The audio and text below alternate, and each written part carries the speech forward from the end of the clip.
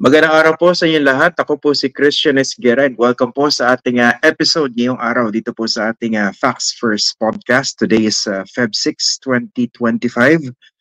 This is a recorded episode pero hindi naman ito matagal-tagal from the time this is aired at saka from the time that this is recorded.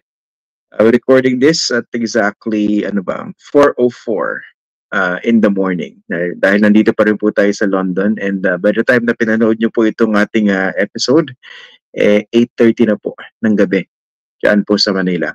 Ang pag-uusapan po natin, ito pong impeachment ni Vice President Sara Duterte. So formally, she has been impeached, meaning inaakusahan po siya na nag-commit ng impeachable offense. Okay? Ngayon, ang pag-uusapan natin, ano kaya mangyayari sa trial?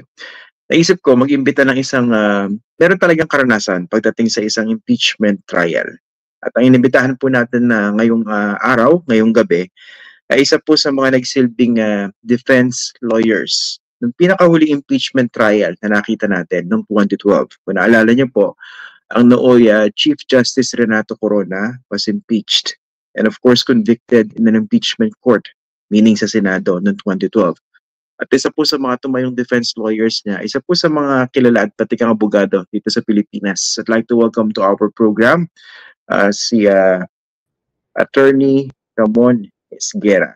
Ayan. Magandang araw, magandang umaga, magandang gabi, Attorney Juan. And thank you for joining us dito po sa Facts First. Thank you for inviting me over, Christian.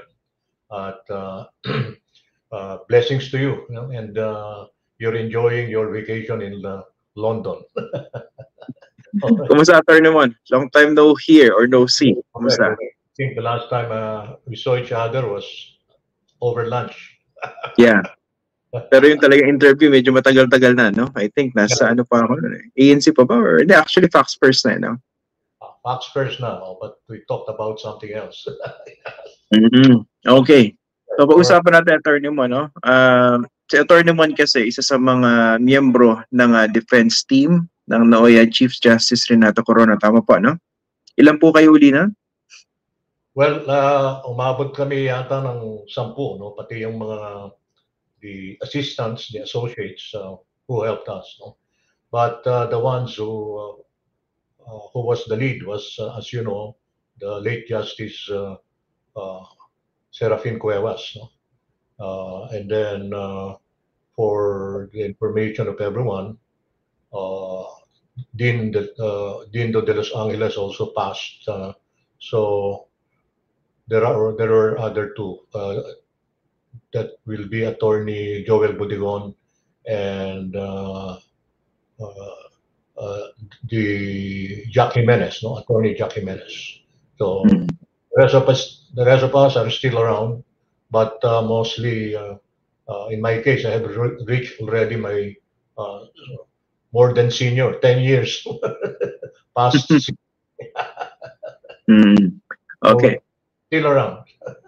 Sige. Paliwalag muna natin sa mga viewers para naunawaan nila kasi may mga nalilito. Impeach. Ibig sabihin, ano yan, tanggal na ba sa pwesto? So, ano ba ibig sabihin talaga na pag na-impeach ang isang impeachable officer or official? But it simply means na ang House of Representatives filed what we refer to as articles of impeachment with the Senate, no? Which, according to our Constitution, saligang batas natin, is the one going to hear and decide the articles of impeachment. It will hear, receive evidence, no, from both sides, and then eventually vote, no, on each of the articles specified in the articles of impeachment. No? Pagbobotohan nila yan eventually. After everything is in. Impeach does not necessarily mean conviction. So the judgment of the Senate after the hearing, receiving evidence from both sides, will be the basis of a judgment whether to remove the vice president, in this case that we are talking about, or acquit her of the charges based on the articles of impeachment. Mm. Base po sa karanasan ninyo, no? Tsaka base sa nature ng isang impeachment trial, gaano po ba kadali o kahirap mag-convict ng isang impeached official sa isang impeachment court? Well, while we look at the impeachment process as constitutionally, of course, enshrined based on the Constitution, no? And more of a legal process, it is to us based on at least my experience. I can speak for myself. More a political exercise, a lawful one, and therefore uh, politics will play a vital role in the ultimate conviction or acquittal of the officer impeached. No? So in this case, VP Sara Duterte. So the difficulty, if at all, will be on the part of the each senator in weighing the evidence, whether or not the prosecution was able to prove each of, I understand, 7 articles, no, of impeachment, and whether or not there is basis, therefore, for him or her to vote for conviction, or the prosecution, meaning prosecutor, congressmen or congresswomen, uh, uh, were not able to prove, even by substantial evidence, the charges set forth in the articles of impeachment. Okay. Nabanggit niyo yung yung mga ebidensya kalay presenta ng prosecution. Sa mga viewers natin na magiging prosecutor po rito ay yung mga kongresista, yung miyembro ng House of Representatives, at meron silang 11 o 11 miyembro. Pero ano po ba yung standard na ginagamit ng mga o dapat gamitin ng mga impeachment judges o yung mga senator judges dun sa pag-weigh ng evidence? Kailangan ba proof beyond reasonable doubt? Anong klaseng standard? I read at least for the first time the revised rules, no, of the Senate on impeachment, and nothing is indicated there. Nothing is set forth. Walang nakalagay kung ano ang pwedeng pagbatayan ng bawat isa sa kanilang pagboto. And the only change that, which I appreciate notably, no, in the revised rules of procedure on impeachment cases of the Senate, is yung may provision that for each article, okay, there must be voting per senator. Kasi okay.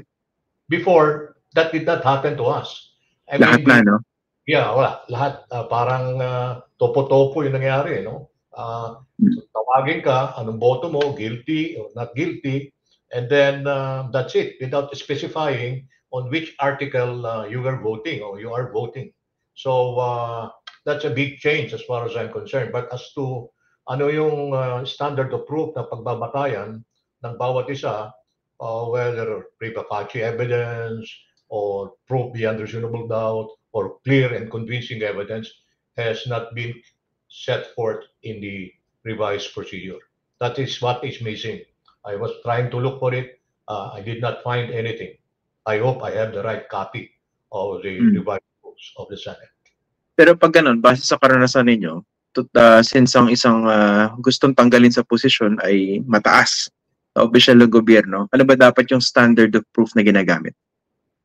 Well, if I follow the logic then, if I heard her right, no, for the late Senator Miriam Defensor Santiago was a proponent of clear and convincing evidence. Kasi it cannot be naman proof beyond reasonable doubt, which is the standard of proof required in criminal cases for purposes of convicting a person accused of committing a crime.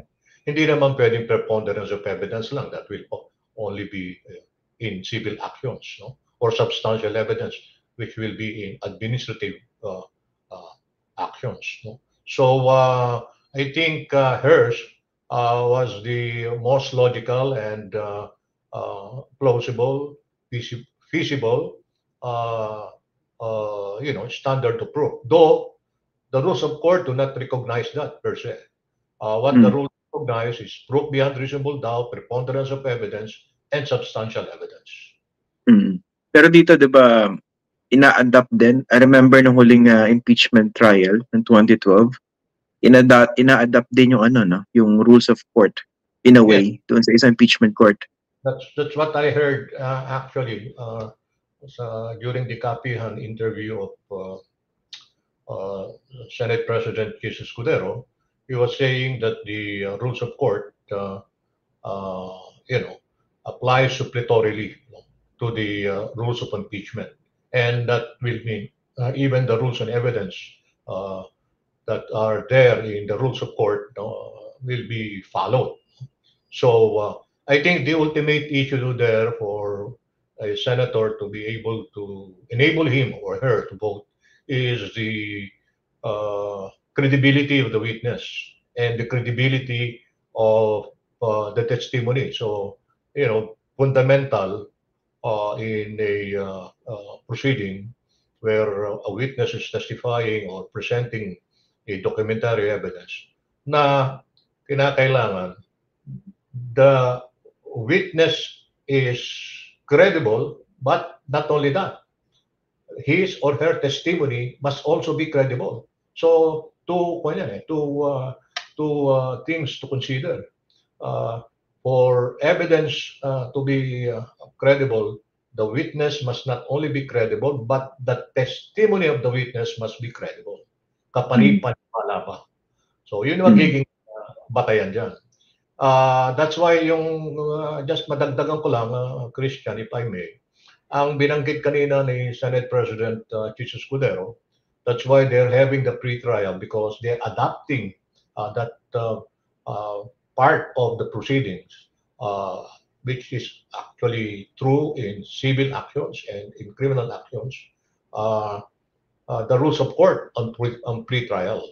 So the purpose there is actually to expedite the process of impeachment, limiting the issues, naming the testimony, the trial dates, and as I said earlier, the submission of judicial affidavits.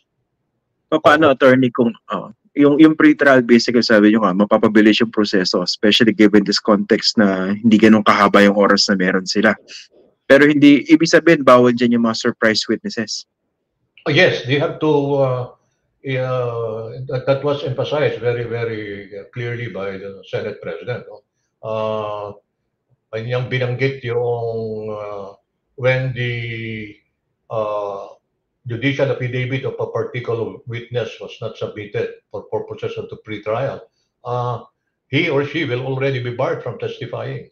He or she can be called either by either party, whether the prosecution or the defense anymore. So the submission of the judicial affidavit with the witness is an imperative as far as the Senate President is concerned. And I would like to think that as far as the Senate is sitting as an impeachment court is concerned. So paano pag ganyan kunwari in the middle of trial, talagang pinag-uusapan yung mga accusations, biglang nag-volunteer ang isang witness, sinasabi, ako yan, ano lang to, hypothetically, ako yan si Mary Grace Piatos. Ibig sabihin, hindi siya ma-accept, no? Ma-admit doon sa impeachment court. That's the general rule na binabanggit kanina. Except lang, according to him, if the testimony of the witness is what you can call somehow a newly discovered evidence. But we have seen among the proceedings before the Quadcom. I think everyone who can say something, especially against the Vice President, already testified. All right, already testified. So whether or not they still have witnesses, somehow hidden somewhere, we really do not know. But that is sought to be prevented precisely by the submission of the judicial affidavits of the witnesses during the pre-trial. kung based na sa rules ay boboto for every article of impeachment yung mga senador individually, edi ibig sabihin, maganda pa rin talaga maraming articles of impeachment kaysa isa or dalawa lang. Dahil maraming chances para ma-convict. Hindi po ba?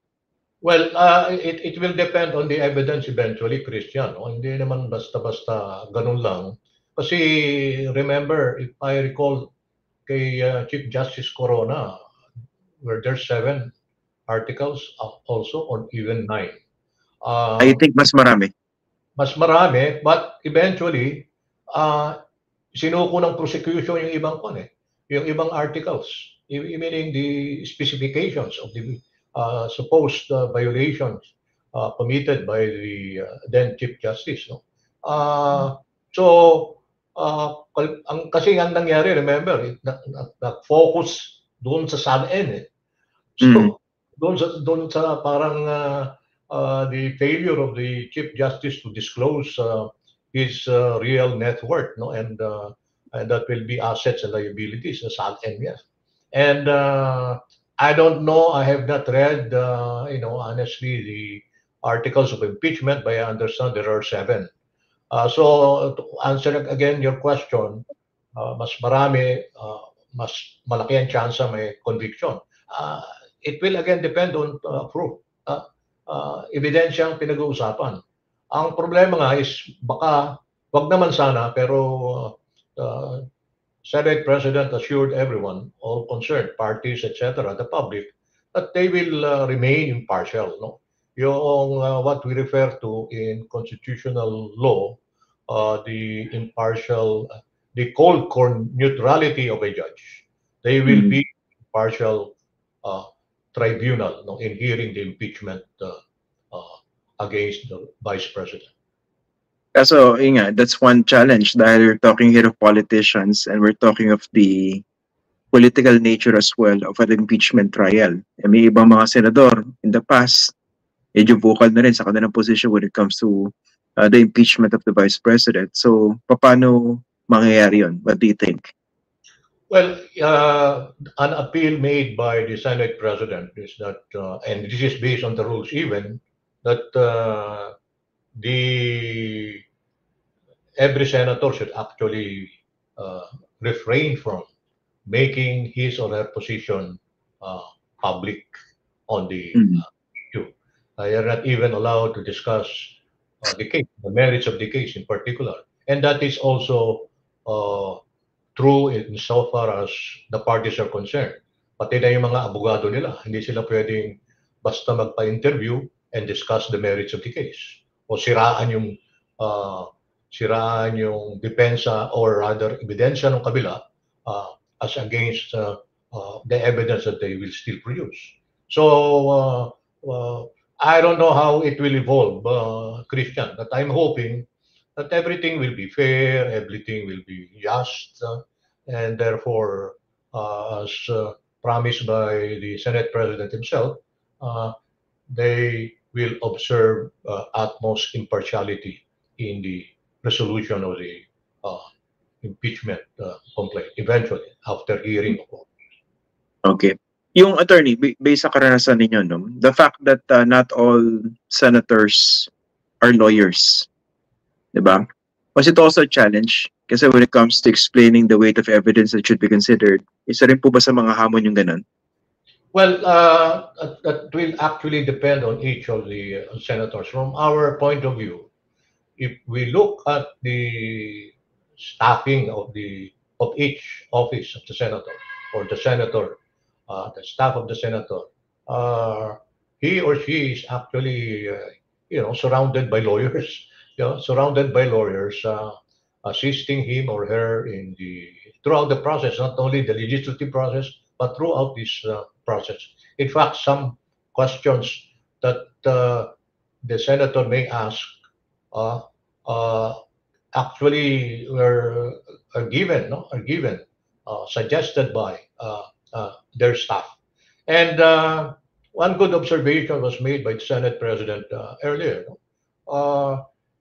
Hindi dahil sa abogado yung 5 sa amin, alam na namin lahat. Okay? Alam na namin lahat. Hindi natin alam, miski hindi abogado yung nakararami sa amin, baka mas nag-aaral sila at mas alam nila kung ano yung dapat itanong o ano yung dapat na ebidensyang relevant o material for purposes uh, you know, rendering of the vote that they would want. No, as I said, either conviction or acquittal. Baka nga raw mas mag-aaral pa yung mga yan dahil that's a challenge to them to be able to come out with a very judicious and well studied decision or vote on the matter. Kasi isang iniisip na hamon dyan, attorney, di ba sa korte maliwanag sinasabi ng judge, o kunwari sa isang jury system, di ba? O ito lang dapat i-consider nyo na mga ebidensya na piniresenta dito sa loob ng korte during trial. Pero sa isang impeachment trial, alam natin televised. And I think compared to 2012, mas matindi yung activity on social media ngayon. Yung public discourse being affected by social media. So ang tanong ko po, gaano kalaking hamon yun? Na itong impeachment trial televised at anybody can comment about it and anyone could actually sway certain senator judges. Well, let's face it, it was a challenge to us then because remember that every day we faced the media before and even after trial, mostly before the start of the trial, and the challenge there is for us to be able to prepare well for the succeeding day. What possible questions may be asked of us on the basis of what happened in the hearing or the proceedings of the previous day. And while we, as much as possible, we avoided any question discussing about the merit because that was even prohibited then. Because it's sub judice, and you cannot talk about the merits of the case. Outside of the impeachment court, the senators and the lawyers, parties themselves cannot talk about the merits of the case. However, we do not have control. Even the impeachment court does not have control of what those in media and now social media will say. There are what you call bloggers there, and what they say about, say, favoring one over the other or vice versa. What can we do about that? I mean, it's beyond us, beyond those defending, beyond those prosecuting, and beyond the Senate sitting as an impeachment court. Hindi mo makokontrol yan. Okay? They may issue a warning, but I think for most part they may not be listened to by those concerned. No? So yun ang mahirap yan. So I suppose malaking bagay na dapat paghandaan dito ng both parties ay yung tinatawag na managing the communication aspect of the trial. Alam mo, hindi naman ako, I mean, let's be realistic about it. I would like to think that each side, whether the prosecution or the defense, may mga PR consultants yan. And then having them on their side, and then the program that they will implement simply to palabasin yung talagang yung pabor doon sa kliyente nila, palalabasin nila yan one way or the other. Alam mo na kung paano ang trabaho ng isang PR consultant. Ginagawa nila ang dapat magawa within the limits of the law, hopefully, to be able to convince the public, first of all, and sway indirectly the vote that may eventually be cast by the senator judges. How many defense lawyers are allowed in an impeachment court or trial po? There is no specific number under the rules.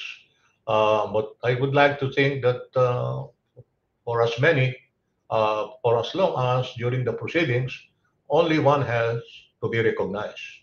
Okay, Mm. only one has to be recognized. It cannot be everyone, interposing an objection. It cannot be that. That will be disorderly for purposes of an orderly proceeding and a Mm. smooth proceeding during the hearings. I remember nung panahon po ninyo, of course, ang lead counsel was the late Justice Serafin Cuevas. Pero meron kayo kanya-kanyang toka, no? In terms of the articles of impeachment. No. What happened, at least as far as I recall, is on a particular witness to be presented or Okay, presented. witness. Yeah, so on a per witness basis, we were given the assignment. Pero kami ni Dean Tranquil Salvador and even Karen Jimeno and eventually Rico, who replaced me in some of the engagements with your colleagues then in the media, were also spokespersons, so to speak. So doble yung trabaho namin.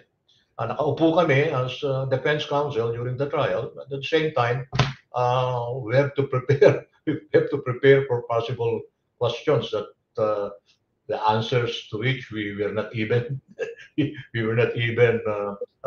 to and prepared. No? So malaking challenge yon to me, and that eats up a lot of energy because there you're not only convincing the 24 sitting senators, no, sitting as judges, but you're convincing the public. So mahirap yun. Kaya nga niyan, di ba, attorney, I remember, doon sa mga viewers, no, kasi kinover ko from start to finish yung Corona impeachment trial in 2012. Malaking bagay din yan, of course, yung imahe, at saka of course, ang tawag ko rin, shock and awe, di ba? Kasi a big part of it is performance, di ba? Yes. Tama po ba? Tama ka, Christian. Hindi naman kasing lamya-lamya ka doon. Hindi mo pinakikinggan, hindi mo sinusundan kung anong nangyayari. Kasi maraming very observant na at least sa gallery pa lang, makikita mo na yan, sa labas pa. Okay, sa labas pa. At ang problema nga, yung mga nasa labas, meron din namang bilang yung alam mo na kung saan sila pro or against the impeached public officer, the impeached official, and again, political bias will come in, will play a great role, no? Kaya prejudice na rin yung kanilang pagtingin dun sa proseso at what will be the outcome that they will be the result of the proceedings. Kasi speaking of shock and awe, di ba, in the past, I think they floated the idea of former President Rodrigo Duterte lawyering for his daughter sa impeachment. Yes. So that would have been a shock and awe moment. Dahil dating presidente, at kung titingnan natin yung naging huling pagpunta niya dyan sa Senado, tameme yung karamihan sa mga senador. So pag naglagay ka ng Duterte dyan, miski hindi naman siya ganun ka-articulate, pero yung di ba, yung dating, that can also help the cause of Sara. What do you think? Yes. Well, I don't know. I will just assume that it is within the right of the Vice President to obtain or at least request his father to appear for her. And then the husband is also a lawyer, no, practicing lawyer. The father-in-law is a practicing lawyer. She herself, no, is a lawyer. Now, but I would like to think that sabi nga ng iba kung may sakit ka, hindi mo gagamutin yung sarili mo, kukuha ka ng ibang doktor. O kung meron kang kaso, ikaw abogado ka, may kaso ka, hindi ka mag-abogado sa sarili mo. Di ba? Kukuha ka talaga ng iba na who can really be very objective and therefore, in a way, dispassionate about approaching a given issue and therefore suggesting to the client the best course or best courses of action that will have to be taken. Mhm. Isa rin inisip ko, no? Kasi I remember nung inassemble kayo as the defense team of then Chief Justice Renato Corona, ang impression sa inyo, dream team eh. Di ba? Puro superstars ng legal profession. Pero that didn't necessarily secure a conviction. Kahit ito objectively speaking, nung kinukumpara ng public at ilang mga eksperto yung pikat o gravitas ng defense team compared to the House prosecutors, medyo one-sided, di ba? Maraming pagkakataon na na-lecturean yung mga congressional prosecutors noong 2012. Pero even then, kahit maganda yung performance ng defense team, it didn't necessarily result in a conviction, hindi po ba? Correct. So ang point, kailangan pa bang magaling ka abogado diyan really kung malaking parte rin ng isang impeachment trial ay political? Well, not necessarily, pero from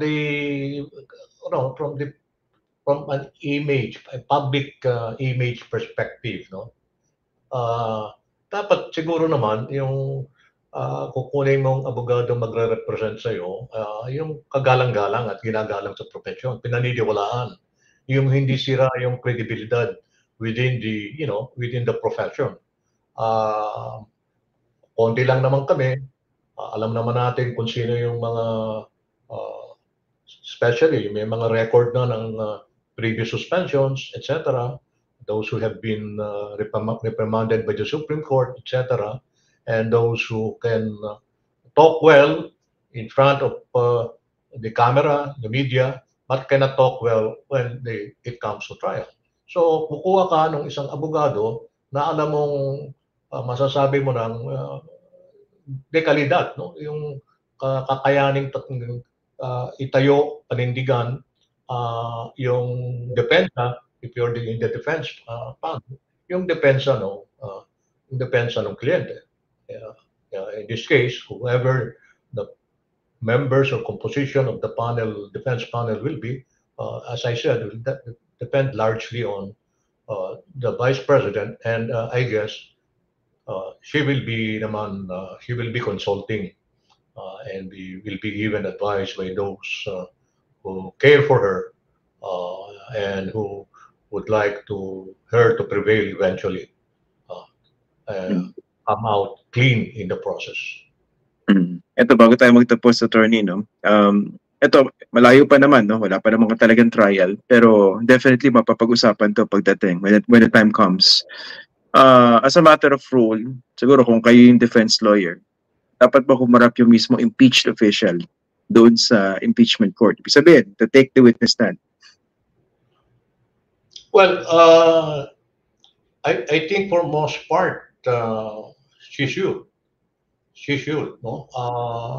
And that's what, remember, we presented the Chief Justice before.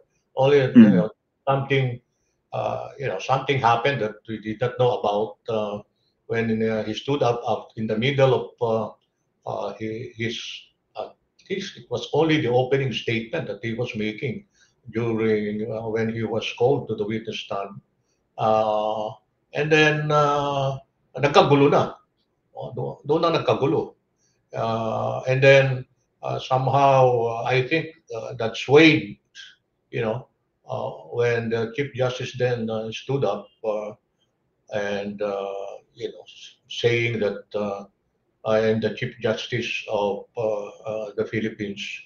So, parang sinasabi niya, I am entitled to be respected. He stood up and actually withdrew from the session, which I think did not sit well with some of the senator judges. That could be the reason why some who we believe were initially going to vote in his favor did not vote for an acquittal. Pero ano ba yan? Merong inherent vulnerabilities kung yung mismong impeached official nandun sa yung humarap talaga. Kasi remember, di ba, debate yan ng panahon po ninyo? Kung haharap pa dapat si CJ Corona or not. Well, first, you know, before you present a witness, and now it's required to be in the judicial affidavit. So, uh, if it is in a judicial affidavit form, meaning her direct testimony will be in a judicial affidavit form, planchado na yan, no? Question, answer, question, answer, question, answer, etc. Ang ang susunod diyan, siyempre, ang cross-examination. After the witness, the Vice President has identified her judicial affidavit, open yan. No? Okay? Hindi lang open sa cross-examination by the prosecution, open yan sa cross-examination mismo, pagtatanong ng bawat senador. Alright? So, ngayon, ang danger of question, sinasabi mong vulnerability is, will he implicate herself? I mean, you know, will she incriminate herself in the process of testifying? So that's where you should guard against, and the lawyers representing her should be alert, you know, in posing an objection or interposing an objection to any question that may lead to that. And of course, you know, it's going to be little what do you call this? It may become disorderly, arguing here, arguing there, why the question is objectionable, why it should not be allowed, etc. And ultimately, the decision or resolution of the issue, whether or not the vice president can answer the question, though objected to, rests upon the presiding officer, and of course, if the presiding officer would not want to resolve it by himself, then it should be tossed to the plenary for a vote, whether or not to allow the question to be answered by the vice president. And one thing that should also be noted, Attorney Mon, napaka-powerful ng isang impeachment court, no? Tama po ba? They can subpoena documents. Kunwari, itong mga bagay na hindi mailabas sa Quadcom because of the invocation of certain rules sa COA, etc., etc., kunwari sa confidential fund, pwedeng ipakuha yan, di ba? Ng impeachment court. Pakita ko ano yung mga dokumentong ayaw pakita ng Vice President. Well, you know, I don't know if I correctly followed what happened in the Quadcom meetings, but I think there were COA officials who were called. There were even former officials working with the vice president who were called. And that power, however, is given to the Senate sitting as an impeachment court, to subpoena anyone, even records that may be relevant in the ultimate resolution of the case against the vice president. Okay. Sige po. Attorney Ramones Guerra, maraming salamat po for joining us dito po sa Facts First at sa mga paliwanag po na binigay ninyo patungkol dito sa impeachment trial. Maraming salamat. Always good to hear from you, sir. Maganda yung title mo, Facts First. That's what the Senate should be doing. Facts First. Congratulations, Christian. Congratulations, and thank you for having me. God bless you. God bless po. God bless all your viewers. Thank you. Salamat. Sige po. Thank you. Apo. Yan po si Attorney Ramones Guerra. Nakausap po natin. Okay. Ayan. So, malayo pa po yung marami pa tayong pag-uusapan patungkol po dito sa sa impeachment trial ni Vice President Sara Duterte. So, actually bukas ito rin yung pag-uusapan natin, and mas ilalatag natin yung iba't ibang mga issues dito. Pero maganda na maunawaan po natin lahat kung ano po ba itong nature ng isang impeachment trial.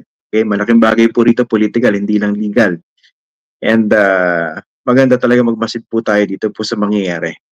Teka lang, meron na po tayong mga babatiin, mga nagpapa-shoutout po, no?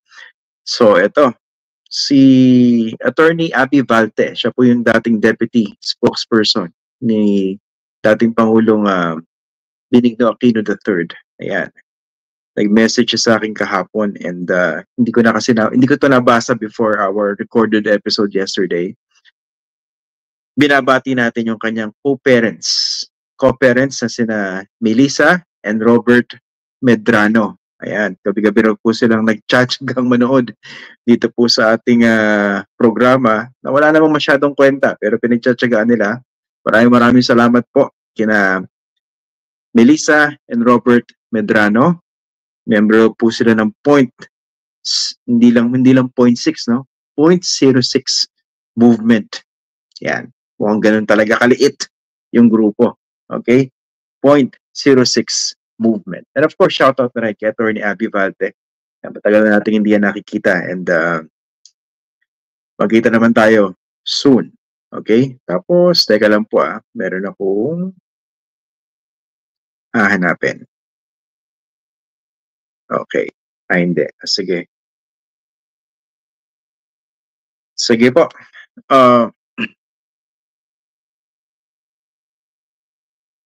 Ayan.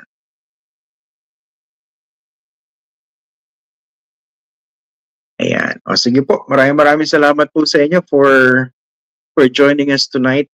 Bukas, double header tayo. Pagdating po dito sa ating Facts First episode.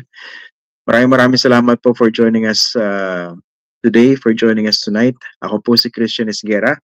Magandang gabi, magandang araw po sa inyong lahat.